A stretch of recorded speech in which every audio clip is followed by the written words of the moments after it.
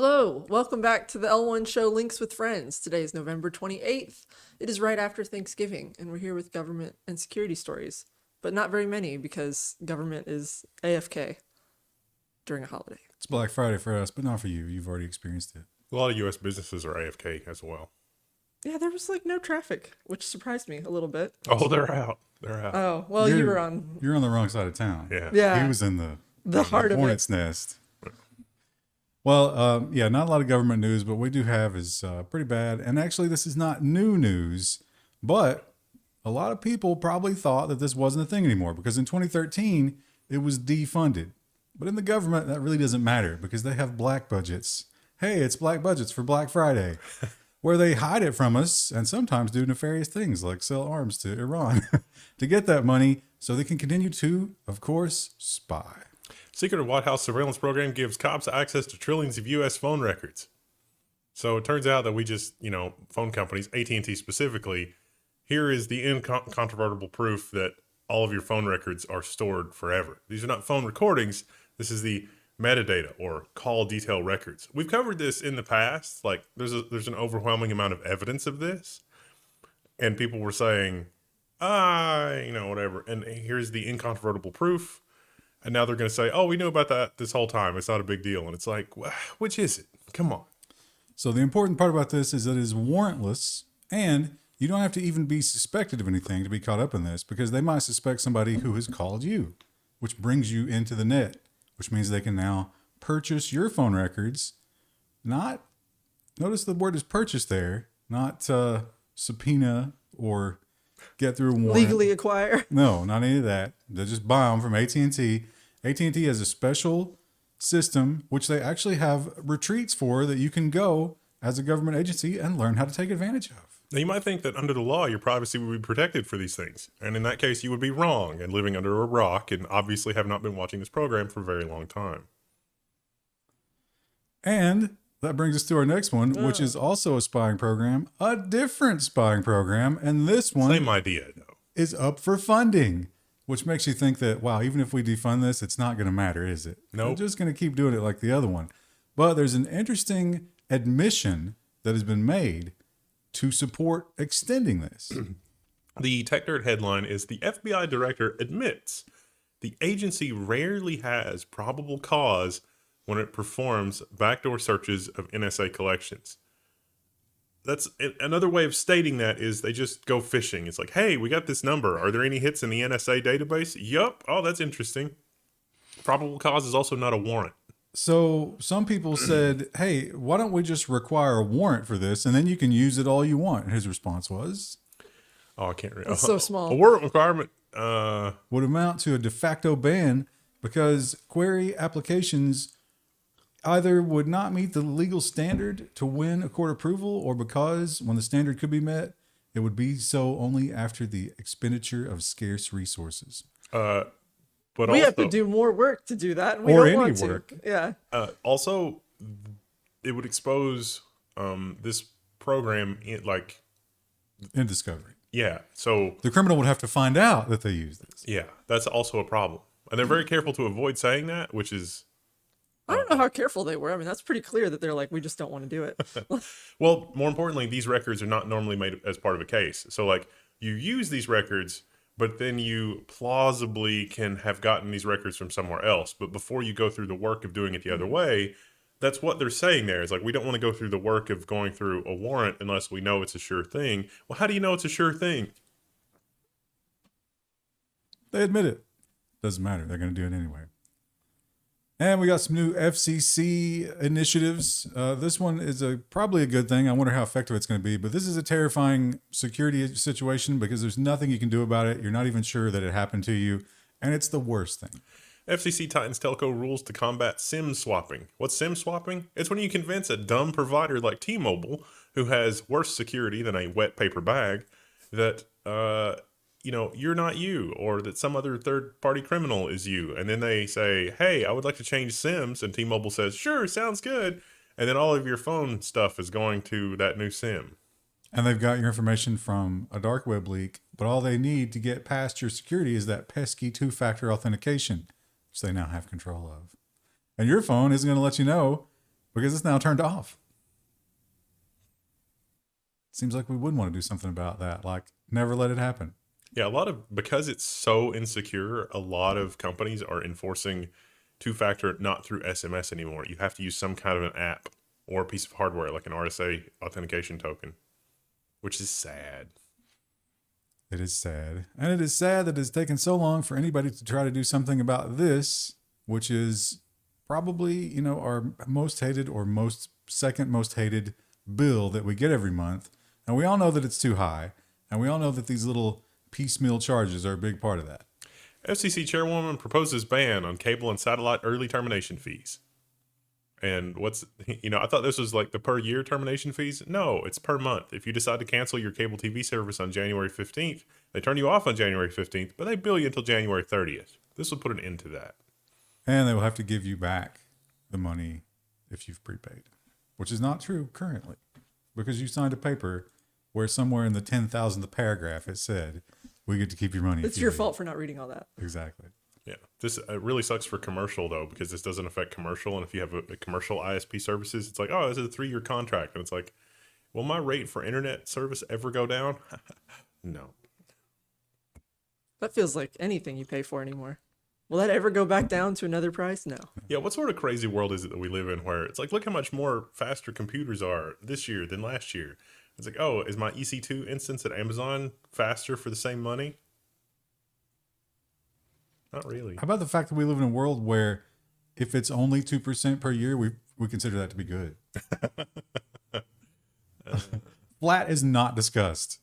Like just keeping things flat. No, sorry. We must inflate. It's the only way because we're in a lot of debt. And in New York, we got a little bit of good news, but here's a fair warning. When you exercise these rights, you will get arrested. So you have to go through the bad times and then retroactively go back after them. It's going to be a big headache and they're going to retaliate against you. So effectively, you don't have these rights. The Tech Dirt headline is that New York federal court rules there's a right to record police officers and state law that says that includes inside police station lobbies. So notice that that's NY federal court. This happened in New York City. This actually went to court in New York City. There was kind of an activist reporter guy who got arrested for recording in a lobby, even though state law said that was fine. And they arrested him anyway. And then the local court, the New York City court, imagine that, said, oh, there is a sign that says you can't do that. And the sign trumps the law. So the state law was like, are you on crack? That is a level of corruption that's actually very impressive. Can I put a sign on my front door that says no cops allowed? I don't think that's allowed. I don't think that's very effective. I think that'd be a good way to get cops in your house. So yeah, I mean, try it at your own risk though. They will harass you. And the demand for censorship, it is bipartisan, man. It comes from both sides and we should fight against it in every aspect. Even if you agree that TikTok is destroying the children, it maybe is, but we have to let them be destroyed rather than this draconian control. The Eyes on the Board Act is yet another misguided attempt to limit social media for teens. Basically, this is just teens can't use social media, but I don't think that's going to work out for them. They point out here that almost every school has a policy where they can make their own decisions. Imagine that. Local governance on what they block and what they don't block. And they have the IT to enforce that as part of requirements for schools. So this basically just takes choice out of the school and bans blanket social media everywhere in a school. Children must not be taught autonomy in school. They must not be taught agency. They must be as helpless as possible. They make the argument that nothing valid can happen on social media in terms of an education. And yet the New York Times regularly reports on tweets. So there's a lot of good educational YouTube channels as well. Yeah, for sure. Maybe this one. Oh, we're trying. And did we talk about this last week? I think that maybe it was unsure for a while, but now we know for sure that if you want some hot gaming time in China, you're not going to get it. The U.S. government has banned Nvidia's fastest gaming GPUs from China, but the chipmaker pulls RTX 4090 listings, of course, due to AI concerns, but leaves the RTX 6000 Ada. I thought we covered this, but maybe we didn't. We didn't cover this specific one, but I'm pretty sure that this story stems from confusion either on the part of the article author or on the confusion of there's actually 3 different versions of the RTX 6000. And so, like, the newest version, yes, 4090, but there was an RTX 6000 that existed pre that, which is not based on that generation of silicon. So you could have an RTX 6000 that's this one, or an RTX 6000 that's that one. And the old one is for sure not banned. So you legit could have an RTX 6000 that's not banned. And RTX 6000 is not specific enough to tell you which RTX 6000 we're talking about. Naming conventions for hardware just I actually gave Nvidia a really hard time on Twitter when they did that. Like, oh, blah, blah, blah. But in retrospect, it's brilliant. It's a brilliant way to avoid sanctions. And it's like, we've made a GPU so powerful. Let's name it the same thing as the old one. And it's just like, why would you do that? and it turns out that was a good move, because now what are you going to do? Ban an old slow GPU? Well, it was a good move if you want China to have GPUs. And if you've seen any of the polling recently, young people do not trust the mainstream media, which is perhaps a tiny ray of hope for our future. They have tuned out completely. They've cut the cord. They don't care anymore. And that's a big piece of propaganda that the government doesn't want to let go of. How do you fix that? Recognizing fake news is now a required subject in California schools. Okay. Shouldn't this just be like critical thinking? Like, shouldn't you be teaching this in every class? That's what I would like to see. That's Yeah. not what it is. No. This is trust CNN. Yeah. And only CNN. Again, autonomy and agency. No, you must not have autonomy and agency. This is not allowed. Now, to be fair, these kids trusting TikTok could be a big issue. And maybe we should try to do something about that. But I would counter that these kids trusting CNN is a big issue. And we should try to counter that. Do they still do? It's been a long time since I've been in school, but like, do they still do units? Like, we did a whole literature unit on like propaganda and things like that. We never did Orwell. You didn't? No, we read 1984, but it wasn't presented in those terms. What about like Wikipedia? Because at this point, Wikipedia is more trustworthy than most mainstream But things. remember, in our day, Wikipedia was like, no, you must not. Yeah. We were told, so it was already like shifting when I was in school, where it was like, don't use it as your only source, but like if you just want to get like a high up overview and then look at the sources it cites, that was fine. Wikipedia gave you the bibliography and the page number, so you could just steal that and Yeah. say, I read the book. Yeah. Not that I would ever do that when writing papers, but I would argue that school is very bad about teaching that people have different perspectives until way later. It's always like, this is the thing that happened. And it's like, well, if you were going through that, you probably didn't have that experience. Like, that subtlety was not there at all. Well, I that's, feel like I had that in my literature classes, but that was more like high school. Like, it wasn't really before that. you didn't question they were still teaching us like the really like obvious stuff, like Columbus in our day. Wow. And I was like, wow, really? Not even going to tell us the good stuff about Columbus, huh? This New York Times is really going hard on their paywall this week. Do you remember No. Well, it's the Space Force, the U.S. Space Force. This article is basically just kind of trying to answer the question of like, what is the Space Force actually doing? And it turns out it's just a different kind of surveillance. The space issue. What does the U.S. Space Force need with things that are not space oriented? What is the space? It's literally just, what does the U.S. Space Force do? The, And they repeatedly talk about readiness. The We're just TL trying to be ready. the TLDR is they're monitoring every single thing in the sky. Yeah. They've cataloged them. They're watching them. Now they believe, and who knows, maybe it's true, that somebody up there, probably Russia and China, according to them, have satellites with grappling hooks and possibly caustic chemical sprayers. I saw that one. I also liked there was talk about like a Russian satellite that could deploy tinier satellites, and I was like a Russian nesting doll. That's what they call it. Yeah. And I don't know why the nesting was useful in this. I also didn't understand that, and they didn't. They just kind of glossed over it in the article. I was like, let's talk more about the Russian nesting doll satellite. I don't Is that care. just a way, because that stuck in your brain, right? Did they know that was going to stick in your brain and you're thinking to yourself, oh, Russia's evil? No, I was thinking sounds kind of cool. Like, what a cool way to incorporate your culture and What do your you think- space defense. What do you do with the shells after that? You put them back together, and it's like a toy. I was really disappointed that this article did not talk any about tying this into the new proliferation of, reverse engineering, non-human intelligence craft and blah, blah, blah. So we snuck in some more stories about that later, because Space Force could be doing this to combat something that's not Russia and China. But they're never going to admit that. Yeah. It probably also wouldn't be very effective, huh? It'd be like people with bows and arrows versus, the modern Abrams tank. And we, as America, are in a crippling amount of debt. We're going to have a nice little shot in the arm to the tune of $4.3 billion, which should last all of what, an hour? About 7 seconds. By the way that we spend, think about that. Think about this is a record number, and it's not even going to keep us going for a day. Binance users pull more than $1 billion from the exchange after the CEO leaves and pleads guilty. So the guilty plea here is he's going to avoid far more unpleasant things, I suppose. But yeah, they're gonna. He's like, okay, yeah, this is a thing that happened for money laundering. Was it money laundering and something else? I don't think he admitted guilt as part of this. Yeah. I think it was just like no harm, no foul. Just give us that 4.3, go on your way. But this headline points out that people are a little scared of that. They're pulling their money out. It was still the largest cryptocurrency exchange in the world, though. It does destroy trust in cryptocurrency, gets the government a little bit of money. They don't have to work anymore. I think this is a win for them overall, if not for monetary freedom.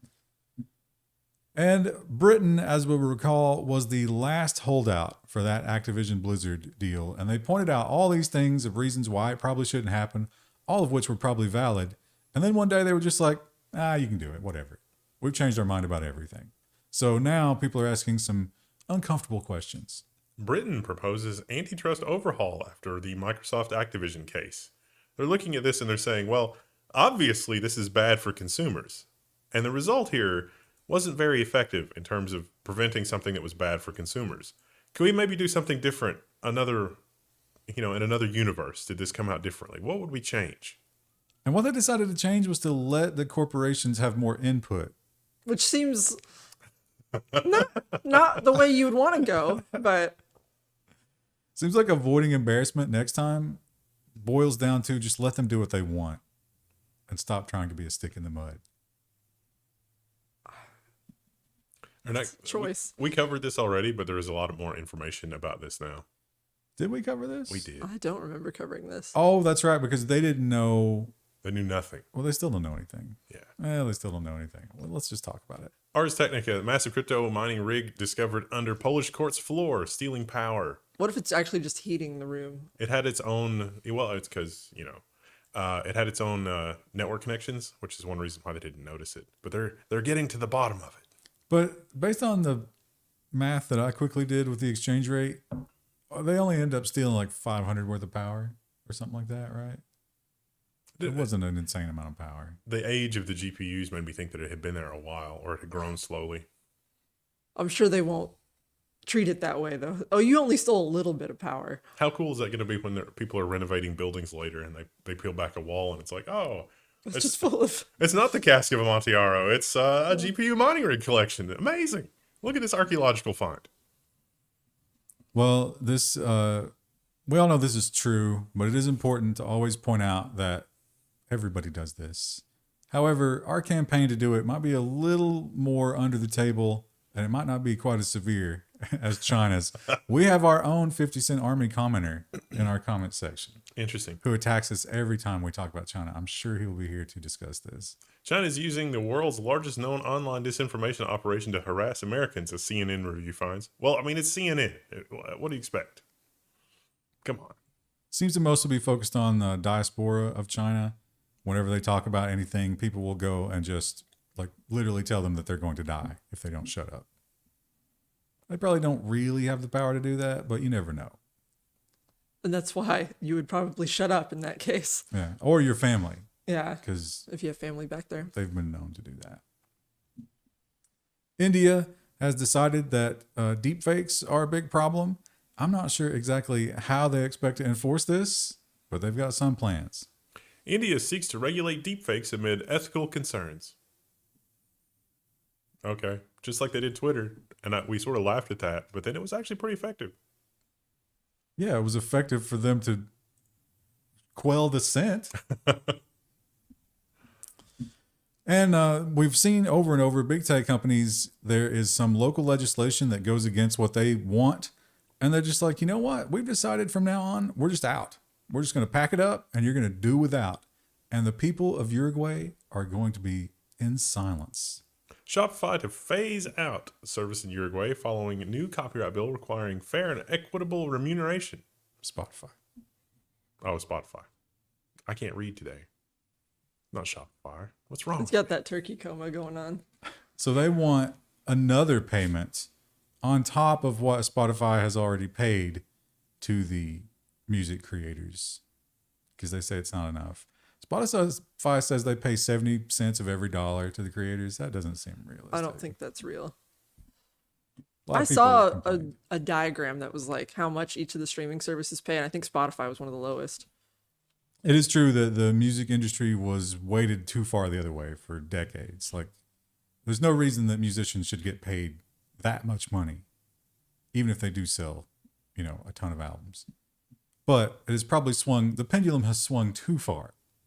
But it's also supply and demand. It's too easy to get it. Australia is still stinging from their, was it Optel? Was that the name of the thing? Optus. Optus, right. Their whole breakdown. And also there's been a lot of cybersecurity incidents over there. And so the people are like, really, what's going on here, guys? Australia beefs up cyber defenses after major breaches. That's not, no, they haven't actually. They're putting a plan to maybe beef up some defenses, but They're working on it. It's not even happened yet. They've also earmarked quite a bit of taxpayer dollars Well, in that's order good. to throw at this problem. Well, if there's one thing you want them to throw taxpayer dollars at, that's probably fair. I don't agree because I don't think they have any ability to do it, whether or not you give them money or not. Well, when's the best time to address bridge and road maintenance? Definitely before the bridge collapses. But the second best time is after the bridge collapses. All right, that's fine. It's like planting a tree. Best time was 30 years ago. The next best time is today. Although it's going to be funny when in a year from now we comment on the thing and it's like, where did that money go? And it's like, not to fixing the bridges. And the Optus thing is a big enough screw up, and it kind of lets the plebs wake up a little bit and be like, wait a minute, what are we paying you for? So someone has to fall on the sword. Optus CEO Kelly Bayer Rosmarin resigns in the best interest of Optus following the nationwide outage. We have a lot of resignations this week. A lot of people being like, I'm out. Well, the business interests of an organization like Optus is to reduce costs as much as possible, but that will also make the infrastructure incredibly fragile. So at some point, there is not a business interest in making the infrastructure as resilient and hardened as possible. Like where you want to draw the line. Clearly further along than they did. Yeah, but that's not going to, no business is ever going to willingly decide to do that if especially if that's the low-hangingest fruit of where you can make money. Because you can always save money by not buying newer equipment or not buying redundant equipment.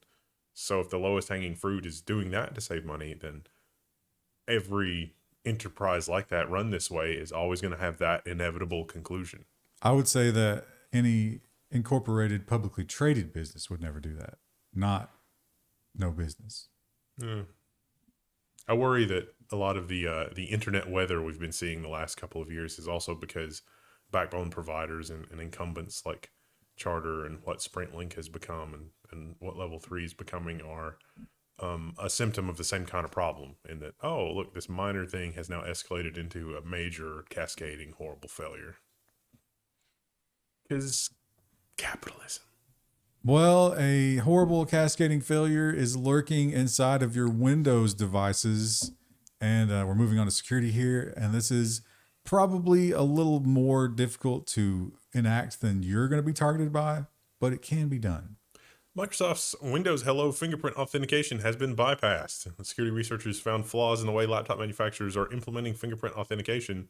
They're just letting the chip say, is it the fingerprint that we're looking for there, Bob? Yeah, it looks good to me. All right, let him on in. That's not how that's supposed to happen at all. Microsoft apparently predicted some of these problems and had a standard to work around them and to guarantee that things are what they say they are. But apparently most manufacturers were just like, we don't need that. We can YOLO it, as they always do. Because, again, the bottom line. The Kia method. Yeah. Now, if you can actually come up with companies that are still run by the nerds, I think we can have capitalism and, have something that's very robust But when the suits get in there and they're like, we don't need to do all this, we save some money. That's when you have problems.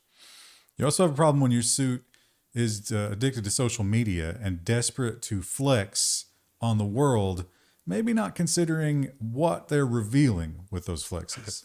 CEO reminds everyone his company collects customer sleep data to make a Zeitgeisty point about the OpenAI drama.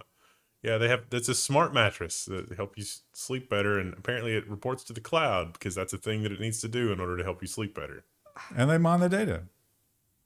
I like that 404 pointed out that it was not. So he said the people of San Francisco were not sleeping well because Sam Altman was kicked out of OpenAI.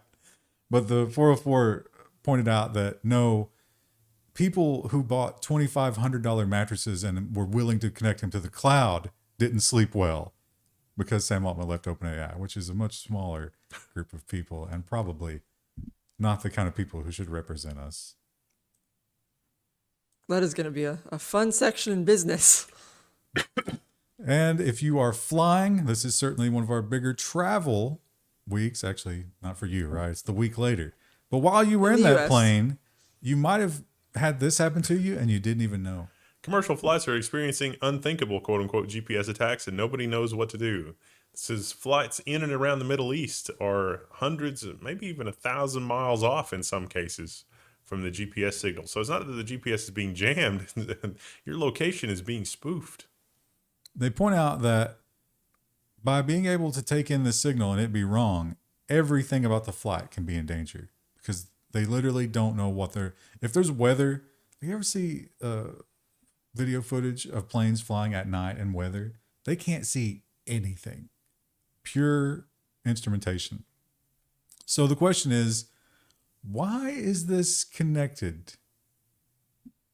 Why isn't this just something that works standalone? Why isn't there a fallback that doesn't take those external signals? And there's no good answer. The answer is we don't need those signals because the other signals work so good, and we don't need a backup because that costs money. Oh, yeah, I was going to say it costs money. That's always the answer. Why didn't we do this? It costs too much money. We used to do that. I mean, obviously, planes flying in weather before GPS was a thing. I'm sure someone will tell us in greater detail about why we're wrong about aviation. There were a lot of comments about that last Friday. Sorry, none of us are pilots. Apparently, a lot of our commenters are. Yeah, I still don't. I mean, I understood about the fuel thing. That makes sense. Yeah. It's too heavy. But there's nothing you're going to explain to me. He's going to, like, why can't we just have a backup that doesn't take input? Right. And if you are getting a new phone this Christmas, this is something that you definitely want to keep in mind when you go to transfer your old phone. Even if you're going to keep your old phone, they're going to offer to move all your stuff over for you as a nice little bonus for buying that phone. Don't allow that. T-Mobile sued after employees stole nude images from customer phone during trade-in. So it turns out most of these T-Mobile stores are franchises anyway. It's just like Bob's hot dog stand, Bob's original hot dog stand, where it's just some rando running the hot dog stand. Yeah, T-Mobile's kind of like that. That's true of everywhere, right? I mean, like Bob's T-Mobile and Candid Nude Hub. They point out that's not the first time that's happened. They fired the person who they described as a third-party employee and took no responsibility for it. Yeah. a third-party employee that you hired. And here's, third party. I didn't put these together on purpose, but what a great sort. Because that is always the excuse now, right? Huge security thing happens and they're like, third party, not us. Third-party data breach affecting Canadian government could involve data from 1999. Any government staffers who used relocation services over the past 24 years could be at risk. Yeah, it turns out the Canadian government employed a company to do this who did not secure stuff, and their data is part of the breach. And for some reason, they still have data from 1999. Why would they need that? That's like building an empire of oily rags. Eventually, they're going to catch on fire. Something Y2K. And we have to have our weekly Russia scare. This time, it's your precious USB sticks. USB worm unleashed by Russian state hackers spreads worldwide. This is a neat little worm because it spreads via USB stick and not by network. Remember when they were mailing those? You get like a mystery USB in the mail, and some people were like, "Okay." And just plug it in. I would love my free 256 gig USB. That's awesome. It's my lucky day. And it's just like, I don't believe in luck anymore. yeah. It's all bad luck. And if you do get that USB stick somehow and it infects you, then you might get ransomware. And the ransomware people are getting really tired of this whole movement of don't play ball with them. They will play dirty. Ransomware group reports victim it breached to the SEC regulators because the victim wasn't going to notify the SEC because they were able to recover. It's so bold. Unfortunately, the law that makes that a requirement doesn't go into effect until, I think, December. Right? So, not actually against the law. Literally telling on yourself. And the NSO group, they have somewhat fallen from grace. The world is on to their scams. I imagine they will rename themselves very soon and try it again. But they're still trying to salvage their PR by saying that, no. The fact that we are spying on literally everybody can be a good thing. The Fast Company headline is claims that the NSO's Pegasus spyware helps Israel find hostages are nonsense, according to experts. The NSO group is desperate to help the world forget that they were largely responsible for the grisly killing of that journalist guy. So the argument is by tracking the phones of the hostages, we'll be able to help the IDF locate them. And somebody was responding as like, you really think they're going to let them keep their phones? You're going to take a hostage and be like, here's your phone. Enjoy. You want to play some Candy Crush Gotta while get you your wait? TikTok time in. And the British Library, sadly, has been the latest victim. Personal data in British Library cyber attack appears stolen and online for sale. So good. You remember how the UK also published that thing that requires a license to get online? Like they sort of soft published it. Yeah, this is a preview of things to come for that as well. So HR type stuff, which is going to be your identity, but also maybe like what you earn and what kind of job you do. A lot of bad stuff, as usual. Why do you need that for the British Library? And the botnets, we haven't heard too much about the botnets, but it seems that they are beefing themselves up because right now they seem to be in a phase where they're mining right now. They're mining resources, getting ready for the next push. Thousands of routers and cameras vulnerable to new zero-day attacks by a hostile botnet. As always, watch old Level 1 content to set up your cameras on their own separate network that can't even get on the internet, but you can still monitor your cameras over the internet. It's just the cameras can't get on the internet. But you can get to the cameras over the internet, which is a different thing. It sounds like it, most people assume that it's transitive. It's like if I can get to the cameras on the internet. It's like when you're a child, like if my parent can see me, then I can see them. Yeah, that's But not always the that's truth. not it. My cats definitely follow that. Yeah. I can't see you. You can't see me. And it's like, no. And my cats are furry little love bugs. We covered this one too. Oh, did we? Yeah, there's no new info. Last week? Yeah. Did we? I have no memory of Are this. you sure? Yeah. I sent that to you Wednesday. This was November 22nd. Yeah. What I day mean, was that? It was Today's the 24th. it was an early report, yeah. Oh no. Okay. Engagement challenge. Have Yeah, you ever engagement seen challenge. that? I don't think we covered this last week. Self-proclaimed the Engadget headline. This might be the first time it's been on Engadget. Headline is self-proclaimed gay furry hackers breach nuclear lab. They demand research into creating IRL cat girls. At the very least, we have to talk about this just because a few years ago, this would have been in the nonsense section.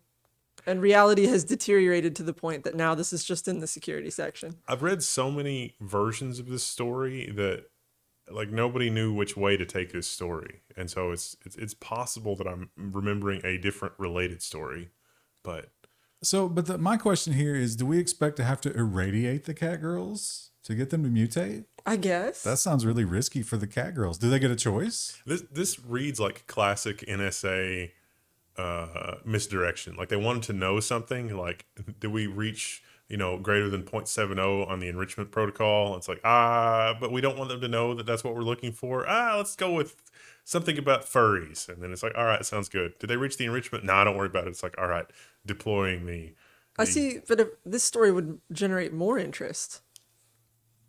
yeah, it's the best place to hide is in plain sight. Apparently this hacker group has attacked before, and they always go for some kind of weird demand like this. Imagine you've gone to school to be a nuclear physicist and this comes across your desk and it's like, what? It's like we already didn't have a cybersecurity budget and now this is happening. Come on. Or imagine if you're at this lab and you're part of the ultra secret cat girl program, and you're like, Ooh. oh God, they know. My research. Fun times. All right, what do we got in? There's not a lot of business news, really. Well, there's like one large block of business news about one particular guy. Yeah. Yeah, the OpenAI stuff. Like, Yeah. I can't even despite hours and hours and hours down that rabbit hole. No one understands. And it changes hour to hour. I'm sure by the time that this comes out, it's going to be different But again. there is a juicy mystery that could be. Well, we'll talk. You know what? You got to come back. Yeah, Yeah. you're gonna come back. See you. Bye.